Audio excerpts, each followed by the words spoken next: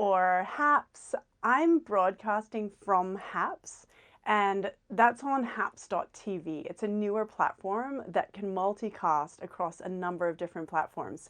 And this is live, so if you notice that you're not seeing some of the comments that I'm responding to, it's because Haps curates them all together in the one space. But other platforms can only see the comments that are from their own platform. So Facebook, Twitter, that type of thing. So I'll do my best to read out the comments if I'm responding to them so that it makes a little bit more sense. But as you know, a lot of my broadcasts historically are just kind of all over the place. So expect for that to be more sketchy. So Daniel just asked, are you a Dave Ramsey fan? Yes, Penguin 6, I know, I saw a sign. So Penguin 6 says Hong Kong wins silver. Go Hong Kong. I'm in Hong Kong right now, and this business and brand MoneyMind is based in Hong Kong and then, broadcasting live all over the world because I grew up internationally, so I wanted that type of reach. And Daniel asked if I'm a Dave Ramsey fan. I am indeed a Dave Ramsey fan, as well as a fan of many other types of personal finance people. I guess people is the right word. Humans are the right word. Are the right word. So yes, I like the humans who do the personal finance empowerment in all these different styles. So in my MoneyMind course, I talk about a few of these people, and I say how someone like Dave Ramsey, I listen to a lot to hear other experiences while my husband was building his startup, and we were going through that journey together.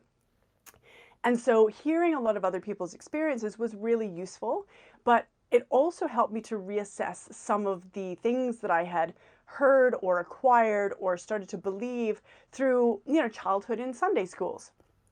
And so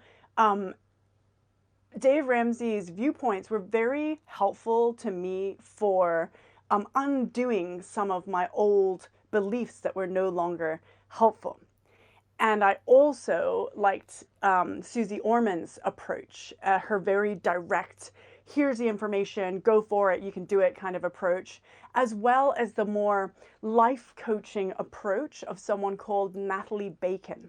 So I listen to Natalie Bacon's podcasts when I'm exercising, which I haven't actually been doing recently because I'm just so caught in work, which I know is the time that you need to be exercising more. So I need to sort that out. But I would just plug in Natalie Bacon's podcasts while I'm exercising, or something from Mind Valley on a more personal note. But I'd listen to Natalie Bacon, and it really helped me to start considering new ways to be able to choose how I thought about my money. So Daniel said he started investing late because he didn't discover the personal finance world early. And he'd been a saver his whole life, but not an investor until 33. So we touch on this topic of being savers or spenders, a blend of either or both. Wait, you can't just blend either. Wait, what? You know what I'm saying. Even if I'm not expressing it very or even a little bit clearly, I know you know, because you're great. But yeah, so my English not being very good today. Anyhow, so I do touch on some of these things in MoneyMind. So just a very quick dive into the topic of this. What is MoneyMind? MoneyMind, what is it? Our MoneyMind is our way of thinking about money. And as I went through life, and as my husband and I decided that it was a great time for him to go into co-founding a startup and then build a startup in the fintech finance industry, that journey revealed all the gaps in my own personal finance knowledge. And I had been working full-time in media since I was about 17 years old. And so I had sort of been working and earning, but kind of avoiding. So Daniel had said that he'd been a saver. I'd been a spender, but I also wasn't comfortable with personal finance stuff because I felt really overwhelmed by it. And because I was a spender, I guess, I was also much higher risk. So I actually started investing when I was like 20, 21, which was very lucky because I just spent loads of the rest of my money, right? But I aggressively invested loads of it too, but very haphazardly. So I realized that there had to be a better way. And when we went through this journey of him building his startup and me working on my corsetry brand at the time, um, I realized that these gaps in my financial knowledge personally were making me feel really, really, really insecure when I had already felt very insecure about personal finance management already. And so I decided to figure out how to lay a very clear structural foundation of the very, very basics. Just what do I need? And those 5 pillars that I figured out, which actually turn out to align with the OECD financial literacy basics, core competencies, my 5 pillars of MoneyMind are money mindsets, how you think about money, savings, how much to save, why to save, budgeting, kind of styles that might work for us if we want to budget or if we don't want to budget, tracking our expenses, how to budget, how to get started, and why it's important. Investing as an overview, using what I call the CABS categories of just the 4 categories that your financial advisor would probably mention along your journey that usually make up a diversified portfolio in some way or other, but it really is just an overview, right? Daniel said he loves budgeting. Oh, Daniel, you and I are friends. I couldn't before. I was so overwhelmed. And now I'm like, expense tracking. But yeah, I'm still a spender. So it's still kind of tricky for me, right? To figure out what to do exactly with budgeting. And the last one is wills and legacy of these pillars. Because wills and legacy is a way to make sure all of this is protected and also is going to go who we want it to go to. Wow, I'm really not doing very good English syntax today. So if we want this to go, our money and our assets to go towards our family, the will is what's going to say, oh, I'm not here to make that decision in person, but it is going to go to them. Instead of them having to then prove that they're your family member to the government who's like, nope, you can't have it. You can't just randomly take someone's money. And you're like, no, I'm their family. They want me to have the money. And they're like, yeah, but if they did, they would have written it in a will.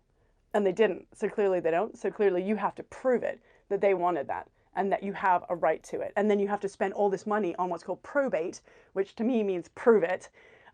And you can lose all of this money in that, just, well, not lose it, but like spend it in that process on top of trying to get over, stress and grief and things like that. So Daniel has said that he invests as much as he can every month. Your income is not high, so it's not a lot, but you're trying to increase your income. That's a great Dave Ramsey strategy. And I mentioned in MoneyMind little strategies and tips and tricks that I have kind of put together along the way for my own family's use.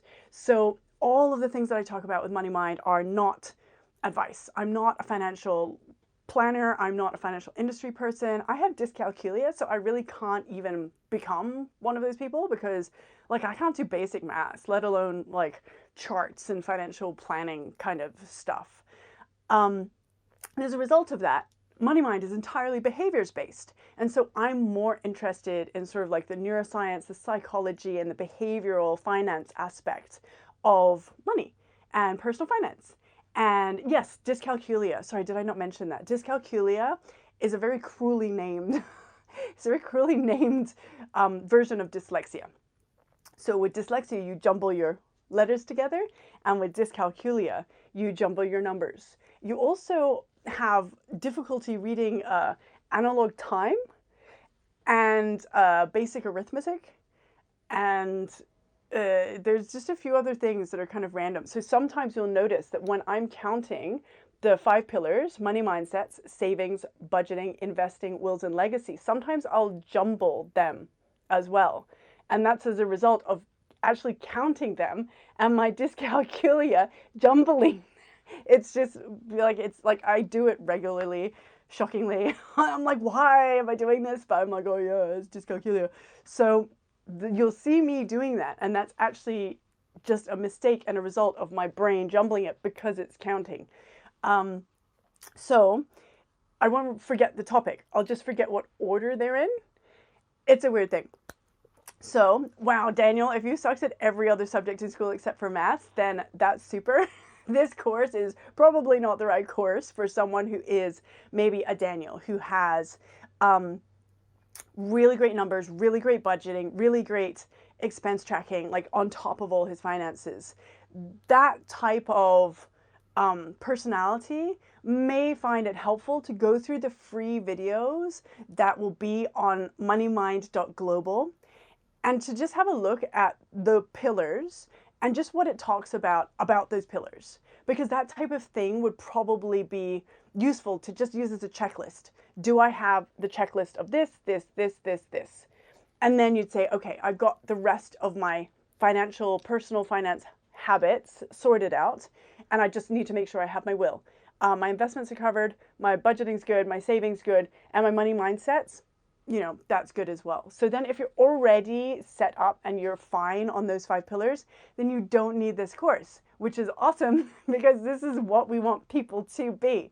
And this is why MoneyMind is created, because I realized that the financial instability and insecurity that I felt emotionally was really resolved, or quite a lot of stress was reduced in my life from having these 5 pillars. Not all of it, but having something to work on, having a structure in place. I can't remember the word for it, but something about psychological stress relief from organization, especially when you're feeling overwhelmed.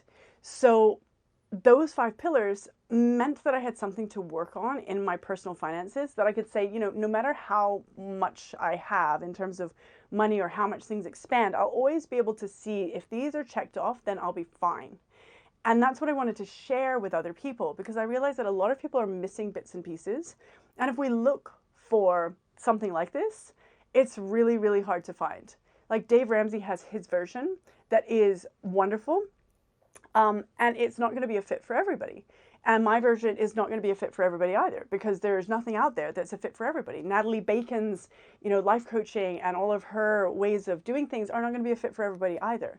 But what we are doing is we are working on what we are passionate about, to share what we have gone through in our experience, to say, this is what I do in case it's helpful to you. So for me, MoneyMind was born as a result of having these 5 pillars and saying, wow, this has actually had a really good positive effect on my confidence. And as a result of the confidence increase, I could take the next steps in different areas. So a lot of us will be frustrated. Like Daniel said, that he's good at numbers and horrible with sciences or history, or anything like that. I'm like an opposite Daniel. I was amazing at science. I was just the top of everything in like every science, which also super didn't make sense to me, because I was like, why can I do chemistry, but I can't do maths, like basic maths? I was like, but chemistry has maths in it. I don't understand. So yeah, I was really confused about why I was good at some things and not other things. Dyscalculia, and history and literature. So we're opposites. Daniel and I are opposites. Go us. Go the yin yang. So this course is going to simply say, if we didn't have a clear guideline of personal finance pillars given to us in school, here it is. There you go. There it is. Fly and be free. I studied law, actually. Given how much I like literature and words or something like that. I also realized I did study some biochemistry, but I realized that I wasn't going to be a scientist, and I was much more into literature and law, and because also I was in media from very young. I was already doing my contracts, right, since I was 19 years old. So I'd already been doing them for like 2 years for quite big campaigns and international things like that. So I just realized that I was naturally inclined to be doing this in my life and in my work. And I found it very, very easy to do. And enjoyable, actually. So I was like, okay, that makes sense. I do find science enjoyable as well, but just the application of it, probably physiologies and anatomy and that type of thing. I still read a lot of that area for my own fun, but it's more out of interest than it is for application. So I realized that schools really neglect a lot of areas. They'll teach us history, they'll teach us science, they'll teach us things that we can get degrees in, but the things we get degrees in, we don't necessarily always end up doing in our life. And the things that we end up doing in our life, really, for a lot of us, it's a journey of figuring out what we love, what we're good at, either having them separate or combining them, if we're very lucky. Exactly as Daniel said, he got an IT degree and never used it. But a lot of the times what we will study or what we'll be really good at is worth pursuing because it will somehow come into play in our life somewhere. Like, things for Daniel, who got an IT degree, if he has to do IT stuff, things will just be slightly easier for him because he understands this area. So he would be great in, certain areas that will be very heavily IT related in the future, which I can't really mention, but I'm pretty sure Daniel, tied with investment and sort of like technology areas, would be able to put two and two together. Those types of areas Daniel will probably understand a lot more easily than perhaps many of us who have not had any technological training whatsoever. And say, if we were thrown into something to do with law, I had to scroll through like 50 pages of contracts, like Daniel pass that over to me if we were in a school group session. He'd be like, oh, I'm not dealing with this. I'd be like, yeah, sure, I love it. So recognizing what we're really good at is really important. And I think that personal finance basic education is a foundational, fundamental, like, I'm not going to go into saying right, but I think it is a really important thing for all of us to have the awareness of and confidence in, so that we can have the freedom, building on that foundation, to do what we actually want to be doing and really want to be thriving in our lives. Because most of us, we don't want to have miserable lives. Okay, some people have really drama lives because they enjoy the drama, and that's fine. A lot of us do like to have reasonably peaceful lives where we can achieve what we want to achieve. We're fortunate enough to be watching this, to be on iPhones, to be able to understand what I'm talking about in terms of conceptually. And I think that if we were, as Daniel said, because Daniel's commenting the most, or maybe only, thank you, Daniel. As Daniel said, personal finance should be taught to kids in school. And I really believe that, because our money mindsets are absorbed and like developed between 3 to 7 years old. I had to think about that for a moment, not just because numbers, but because I want to eventually write picture books for children that are 5 to 7 years old. And it's a different category from 3 to 5 and then 5 to 7 in the literature, picture book publishing world. So that's why I had to think about it. Because below the age of 7, our brains are in theta mode, which is essentially like hypnosis, where we're just absorbing all this stuff. And actually our brains aren't developed to be able to, like the sections of our brain, like our limbic brain, our prefrontal cortex, they're actually not developed, which is why a kid, when it has a tantrum, fully experiences that tantrum as if it's like really upon it and in its person. Whereas we may think, oh wow, I'm really upset right now, but I'm gonna hold my tongue, or I'm gonna just try and calm myself down, because our prefrontal cortex allows us to do that, but it's not fully developed until about 18. I don't know why this, the brain development, you know what I mean. So, despite me, you know what I mean. So, as a result, when we're children, we're just absorbing information, and we pick up all kinds of garbage about personal finance. We pick up money mindsets from our parents, from whatever we're going through, from other children, from their parents, from random people on the street, all kinds of stuff will just go into our brains. And then for the rest of our adult lives, run our money from there, which is crazy, because if we don't have anything else teaching us and pushing back against those things, we'll just think those things are true. And we will keep thinking they're true for the rest of our lives. And if we pick up something that is not helpful to us, like money is the root of all evil, for example, which, as has been mentioned, Dave Ramsey says that's a misquoted quote. I can't say if it's a misquoted quote, but Dave Ramsey says it's a misquoted quote. And I suddenly thought, wow, I have all of these issues around money and about making money and trying to spend money and get rid of money by wasting it on things, really, because of the fact that I grew up thinking that was true. And okay, so apparently the actual phrase is the love of money is the cause of all types of evil, or something along those lines. Sorry if I'm misquoting. I apologize if I'm misquoting. I'm not doing very well with putting my words together today, and I may have just misquoted it anyway. He's on a good day as well. But if we're in love with something more obsessively than anything else in life, then that's really unhealthy, you know, more than community, more than giving back, more than others, more than like people, and serving the community and being connected and that type of thing. Like, the main thing in life is to be as helpful as possible. Right? And for me, it's like figure out how to serve back into community. So Redamore has just said he misses Matthew's fish and chips. They'll be back. He'll be back. He'll be back, and hopefully Penguin will be here and be able to film fish and chips. A lot of us, sorry for people who don't know what we're talking about, a lot of us met each other through Periscope, which was Twitter's now defunct live broadcasting app, and so that closed this year, and so a lot of us have migrated over to haps.tv. So I also agree that money is a tool to facilitate comfort and ease in life, and a resource that we can use without judgment for good. And that's really, for me, where I needed to move my mindsets.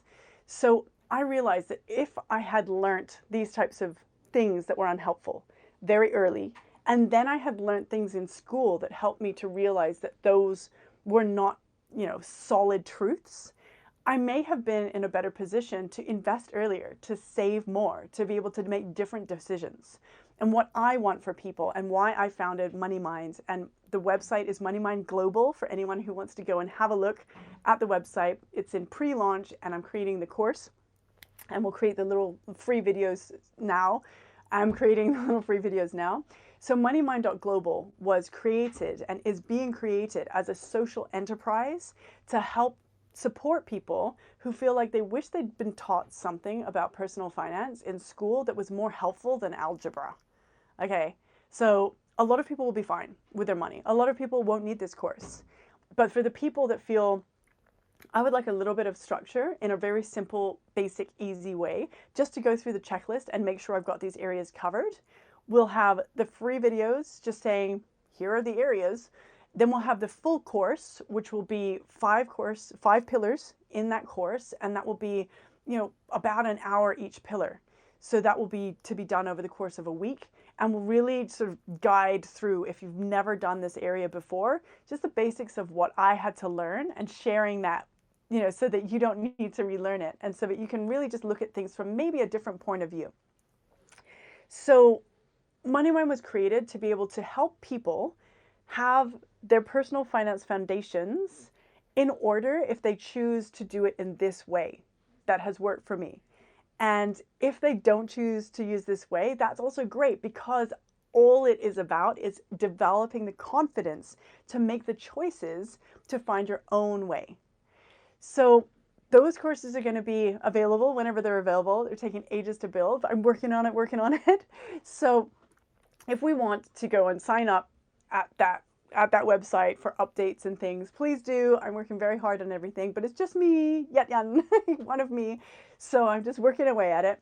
And the goal and mission and purpose is to be able to have people feeling more comfortable and confident with the basics of personal finance, so that then they can feel more freedom to do what they want in the rest of their life, and feel more confidence to start taking steps towards educating themselves in areas that they really want to be better at, like, say, maybe start investing. So I give an example inside about our 2 types, savers and spenders. If we're a spender, we may, for example, benefit from we need to know what type we are. This is really important, right? It's like you're going into a hair salon and everyone's got like blindfolds on. You can't just do someone blonde if they're a brunette and do some, brunette if they're blonde. Like, you need to be able to see what they are in order to work to bring out the best of whatever that hair type is, thick or fine or whatever. So if we're a saver or a spender, we need to know roughly what direction we tend to incline towards. And most of us know what we are.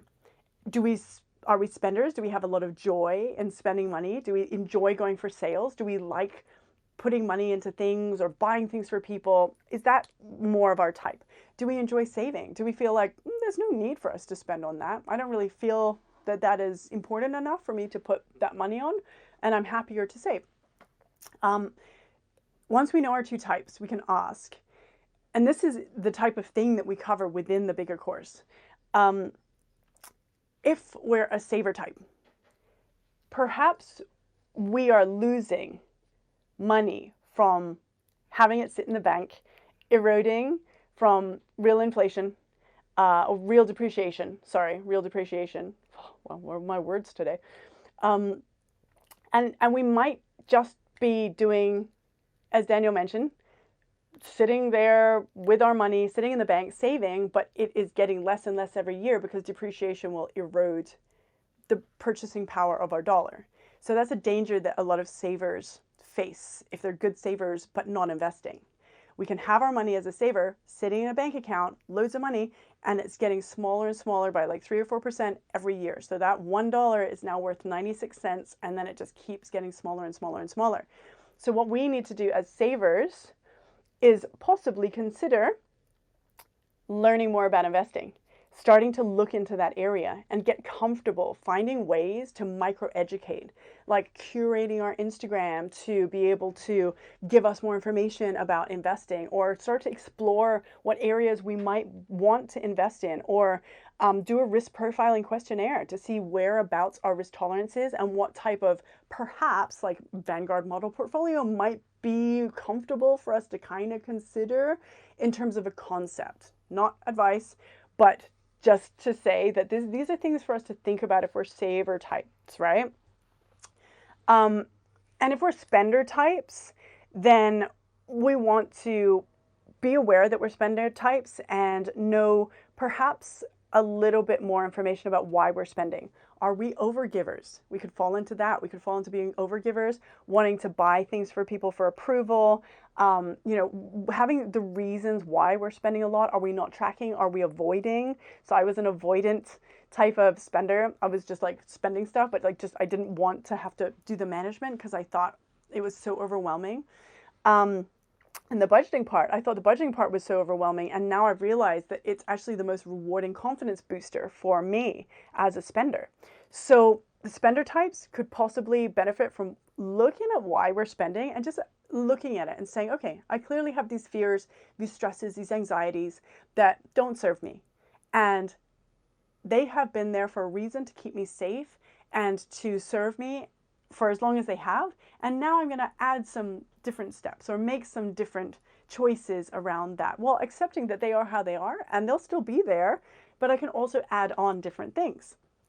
So the spender types may benefit from saying, okay, what am I going to do that I'm going to add on top of my, self-preservation habits? Because all of these habits that we have and beliefs are there to keep us safe. Psychologically, it's how the brain is built, right? It always wants to keep us safe and alive, right? So spenders could benefit from expense tracking every day, just what goes out. Like just make a note in a notebook or notes on the phone, something, just what's going out. I use an app called I expense it, because I can photo receipts and that comes in handy sometimes. But we may, and when we're selectively spending, money conflict, interesting question. But when we're selectively spending, it means that we're making more responsible choices about where our money's going. Do I need to be buying this Starbucks, or do I want to not be buying this Starbucks?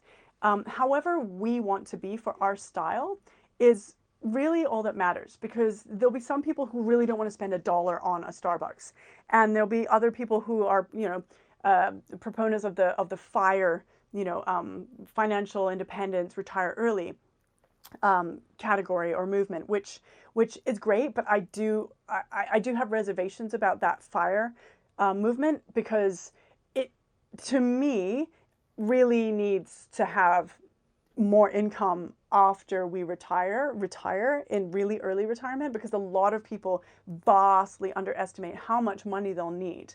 So a lot of people don't realize that the number is roughly 80% of your annual income that we need for retirement for a standard kind of comfortable life. So if you want to retire at 30, then you need your annual income times so 80% of your annual income times like 50 years, which, yes, if you are massively invested and have huge amounts of money and compound interest and other passive incomes, is really possible. However, a lot of people, I think, aren't quite on top of those numbers in terms of longevity, and in terms of the returns on the compounding or the returns on the investment, or, it's just, it can be tricky. And I've heard stories of people who think, I will live a really, really super, super frugal life, completely retired with no other income and just live on my savings. And then something happens and suddenly that just goes all out of whack. So I think that it's really, I think it's super cool, but I think it's really up to us to be very, very clear on what will actually work and ways things will actually work, and to try things out as well. Like the question about whether there will be conflict, whether savers should marry spenders and like people should marry like people to avoid conflict in a marriage, that's personal preference. We marry people who we like, generally, but it can be helpful if savers marry savers and spenders marry like marries like, right? Because my words just today are completely ridiculously jumbled. But the same can be said of what I scoped about yesterday, which was givers and takers. So in that principle, I find it healthiest as someone who's been in that gamut. Givers with givers and takers with takers, and matchers with matchers or matchers with givers, because I just, as a giver who has been with takers in the past, in terms of reciprocity styles, as an overgiver, it just wears you out. It will at some point just wear thin. And the giver, when they start to realize that their boundaries aren't as healthy as they would like, will find it very, very hard to change, because the taker has no reason to want the giver to change or make any adaptations to their style, because the taker is benefiting and having a great life because the giver is giving everything. So it can be great to keep these things in mind. All of these things that we teach on MoneyMind.global and talk about, it's really very much about helping us just chat, really, have more ideas, hear things that maybe we agree or disagree with. Because when we disagree with something, I love the freedom of this. Not everyone's going to like me. Not everyone's going to like my style. Frankly, a lot of people are going to find me really annoying. They're going to be like, wow, this chick is all over the place. She doesn't make any sense, and we are not a fit. That is great, because if that is the case, at least that you need someone who has more structure and is more like calm and like not like me. And in eradicating this option, saying, I know I don't like that, you get closer to figuring out what you do like. And that's awesome, because I want what is best for you. All right, I don't need you to like me. I want for you to find what works for you and to really thrive in your life, because the world is better if we all thrive in our own lives. And we don't need to waste time all like liking each other, but we do need to spend time figuring out how to be our best selves. Because when we do, we will find other people that we do like, that are like us, and that we can really start to create really great things in the world together. But we need to know what we like and don't like in order to be able to do that. So with the money and the MoneyMind.global concept, it's about helping people to chat and have opinions, like these live broadcasts, chat and have opinions, and figure out, what is my style? Like, I totally disagree with what Raven's saying. Great, what do you think? If you disagree with something that is being said here, what do you think? What do you believe? And are you happy with that? Are you comfortable with that? Does that serve you? Do you think, oh, I disagree with that because I just don't think that would work? Awesome. What would work? Explore that. Great. If you disagree with something because you're like, oh no, there's that's just like morally incorrect, then okay, that's interesting. Good to know. Explore that. Why is that morally incorrect? And does that belief serve you? Right? How is that working for you? And do you like the results of what that's bringing in your life? I can't say. I don't know, right? I'm not you. You know you best. And you will find all the answers that are perfect for you. So Daniel mentioned in the budgeting thing that there's a 50-30-20 rule in the budgets. And I do talk in the MoneyMind budget section about different types of budgets, including the zero-sum budget, the 50-30-20 budget, the no budget. And the budget that I created for a little more flexibility in terms of growth after the 30-50-20 budget, called the 25% budget, which is more modular. So instead of 30-50-20, you have 25% and 25% on necessities, and then 25% on savings, 25% on spending. And if you are a saver like Daniel, you could have 25% on necessities, 25% on investing, 25% on savings, and 25% spending, or that type of thing, and then you can start working towards having that kind of percentage roughly. These are really rough things to target. And then you can say, okay, well, maybe actually I'm going to spend even less. I'm going to spend like necessities and spending, like that guy who won't buy Starbucks. Maybe necessities and spending are in the 25%. And then we have 25% on, or 75% on savings and investing, or, half, like 50-50, whatever, the percentages, we can, me with my numbers, right? I can't even do that by calculation. I'm like, wait, what's half of 75? But Daniel will know.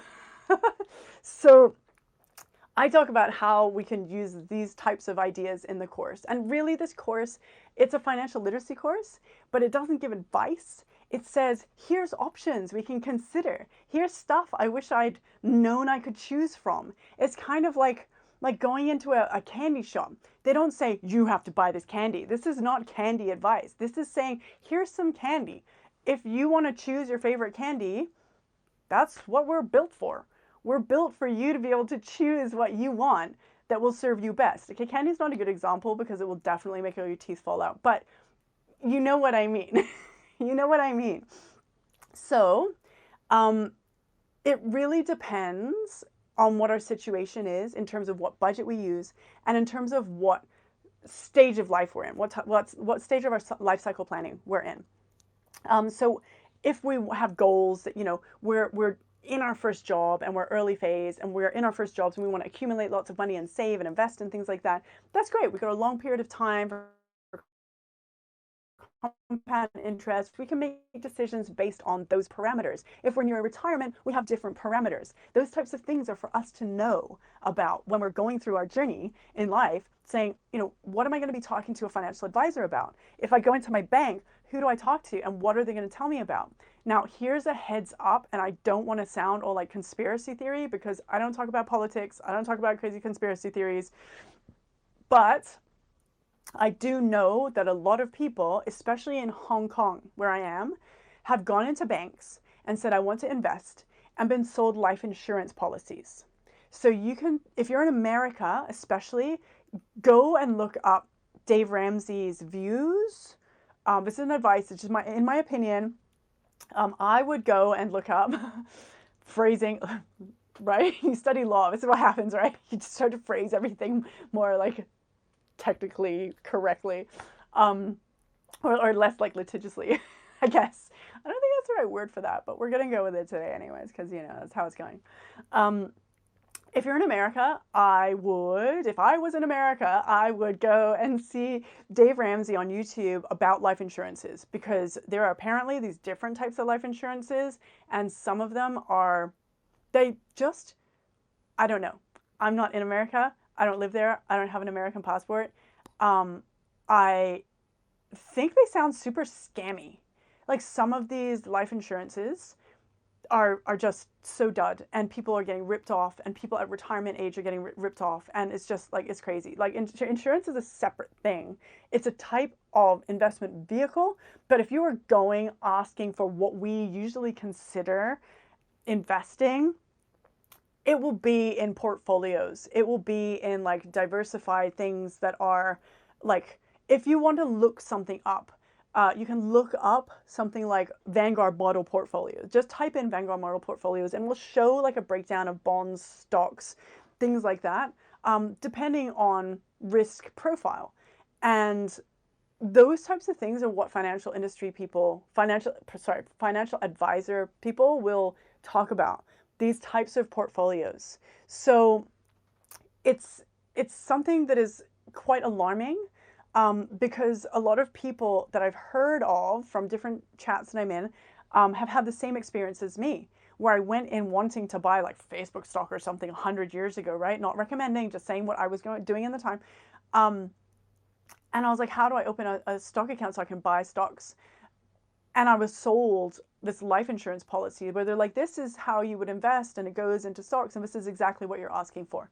And I was like, okay, so great. I went home and fortunately, my partner of a time was like, nope, that's just full usury, because you asked for something completely different and you got sold this. We went in the next day and said, this has to be canceled because it was a complete missell under the grounds of usury. But they didn't complain or argue or anything. They just immediately canceled it because they knew that was wrong. And that happens a lot. So when you go into a bank, it's worth keeping in mind, educating ourselves is the only tool that we have to be able to look after ourselves. If we don't know how to brush our teeth, someone else is going to do a crappy job at it. Really. They're going to be like, I'm busy. I don't have time to brush your teeth today. Like, it's the reason why we teach children to brush their teeth. I just don't know why we don't teach children to manage their personal finances as well, because they need to do that every day, or at least have an awareness of it every day, because otherwise your teeth fall out if you don't brush your teeth, and your money falls out and goes somewhere else if you don't wash your money, if you don't know where it's going. Why are we not taught this stuff? It's super annoying and I find it very, very agitating. So anyhow, that's why I created MoneyMind, MoneyMind.global, because I wanted to build a business. Now that my husband's business is doing so amazing, we agreed that it was great for me to be able to start doing more impact work and giving back work. And I'm, very blessed to be able to be in a situation to do that, where not only am I giving back in charity ways, but I'm also really going to be pursuing, on top of the charity that I already do, the financial literacy, like, awareness category. And so MoneyMind.global, which is a website, in case it's not clear, MoneyMind.global is the website that I will be using to have this online kind of education platform available to anyone who wishes, oh wow, I wish I just knew this stuff, when I was like 15 or 16. A lot of us, we actually don't, we like to think in hindsight that we really super cared when we were that age, but really, a lot of us didn't.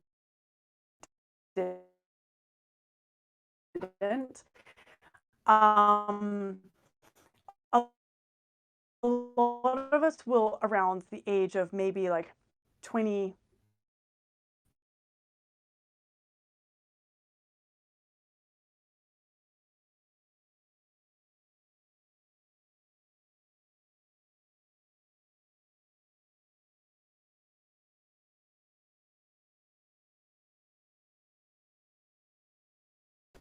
That was weird. How bizarre, my internet, oh, whoa, sorry everyone. My internet just went super crazy and just vanished and now has returned. So this area, I think in summary, this area is an area that I really want to address.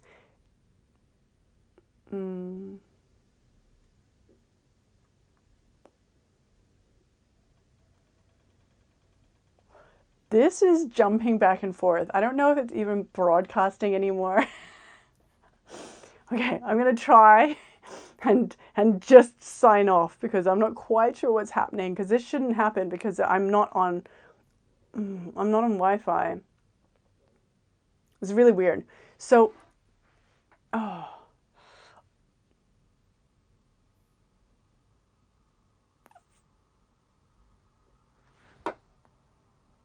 Screen face. Okay. I'm going to sign off because, yes. Thank you everyone for joining and for watching. The website is moneymind.global, and I will be back to talk about more of this topic persistently and incessantly over the weeks and months and years ahead for a few days every week. So thank you for joining everyone, and I'm going to jump off.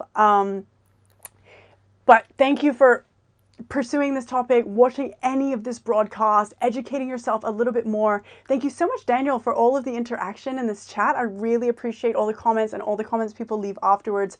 Anyone who's watching this or really taking the next steps in this area or showing any interest at all, I am so grateful, because you getting more empowered in this area, it just makes the world like a better place for you to do what you're really great at, for you to do what you love doing, and have the freedom to be able to focus on that instead of focus on the basics of personal finance.